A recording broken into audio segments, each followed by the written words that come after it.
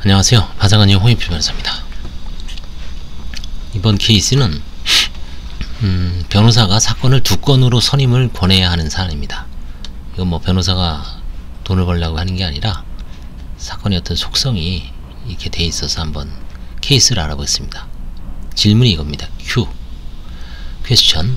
저는 올해 30살로 취업준비생입니다. 저는 약 5년 전에 사업을 하는 형님이 부탁으로 25살 때 3억 원의 연대보증을 섰고, 이런 경우 가끔 있죠. 형이나 부모님, 또 아니면 친구, 지인들이 부탁으로 친척. 형은 수년 동안 사업을 위해 노력하였으나 결국 빚을 이기지 못하고 비관하여 세상을 떠났습니다. 친족들에게 미혼인 형이 채무가 승계되는 것을 차단하기 위하여 부모님은 상속 포기를 하였고 제가 한정승인을 하였습니다. 그러니까 동생이 한정승인을 한 거죠.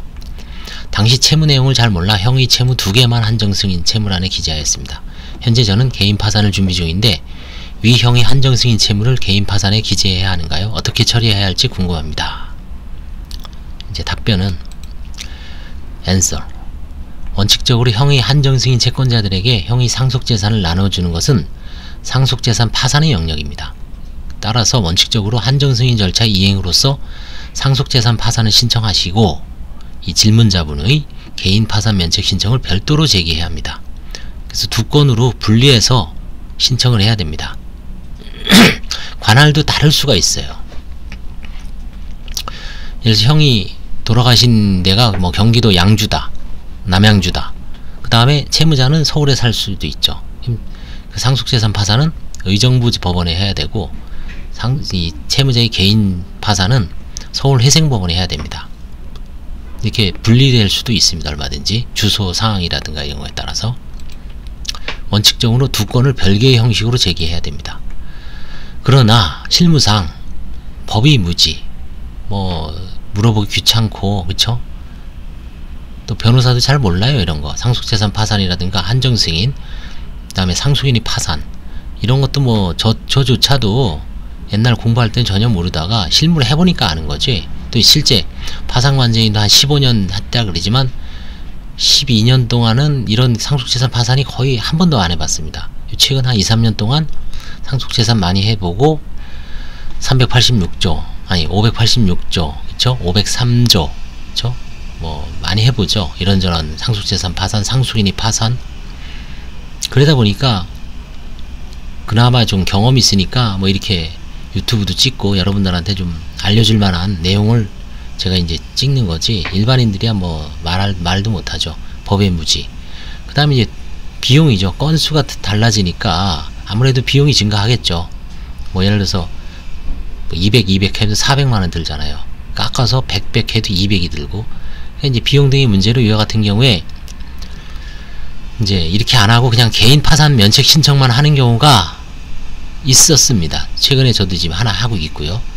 그래서 이걸 찍게 된 거죠. 이때 개인 파산 관제는 어떻게 처리할까요? 제가 지금 하는 사건이 있으면 그것을 소개하면서 이제 답변에 가름합니다.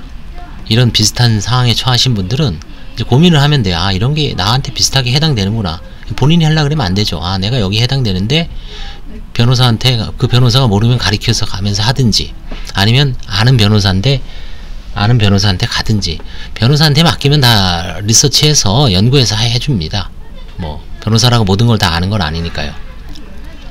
관제인은 사건, 재단을 2개로 분리하여 상속재단과 개인재단으로 구분하고, 채권자도 상속채권자, 개인채권자별로 구분하고, 한가할 통장도 2개로 분리하여 자금을 관리해야 됩니다. 근거조문은 503조입니다. 503조. 나중에 또 503조 얘기는 별도로 또 합니다. 이때는 제가 조문은 뭐 기재는 안 했습니다만 채무자회생법 503조입니다. 따라서 재단 채권 변제와 채권자들에 대한 안분 배당 절차도 분리하여 진행합니다.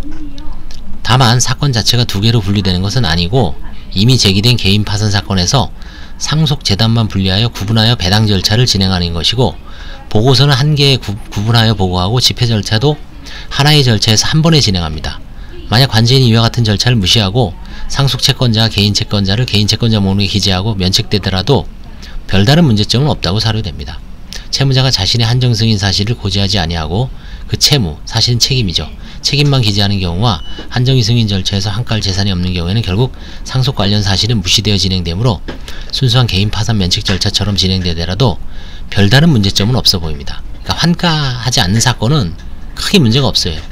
형 채무를 다 기재해서 어차피 한정 승인했으니까 형 채무자도 채무자의 개인 채무자나 마찬가지입니다. 근데 재산을 환가했을 때는 그 재산은 형이 재산은 상속 채권자들한테 나눠주고 나의 재산은 내 채권자들한테만 나눠줘라. 그쵸? 그럼 법을 뭐 모르더라도 당연히 그런 생각이 들겠죠. 예. 따라서 상담시 이와 같은 원칙론을 설명하시고 비용 문제로 난색을 표하면 개인 파산 면책 절차에서 한정 승인 채권자를 기재하면 될 것으로 봅니다. 이거는 이제 재산 환가가 없는 사건에 이렇고, 재산 환가가 있으면 이제 관제인은 분리해서 배당을 하면 됩니다. 법리적으로 한정 승인은 채무가 없는 책임을 지는 것으로 배웠으므로 이것이 채권자 목록에 포함되어 면책된다면 이상한 점은 느낄 수가 있죠. 한정 승인 채무가 없습니다. 원래는 책임만 지는 거죠. 채무 없는 책임이라 그러죠.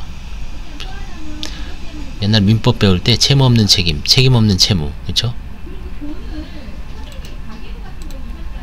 예, 끝났습니다. 그래서 근거주문은 503조입니다. 503조 얘기는 나중에 제가 또 써놓은 글이 있기 때문에 거기서 좀 더 구체적으로 더 하고요. 그래서 이렇게 한정 승인 하신 분들은 원칙적으로 상속재산 파산과 본인의 개인 파산, 상속인이 만약에 파산에 처했을 때 구분해서 해야 되는데, 뭐 여러가지 법의 무지라든가 비용 문제 때문에 그냥 하셔도 관제인이 알아서 구분을 해서 배당을 하기 때문에 크게 문제가 없다는 점을 말씀드릴 수 있습니다.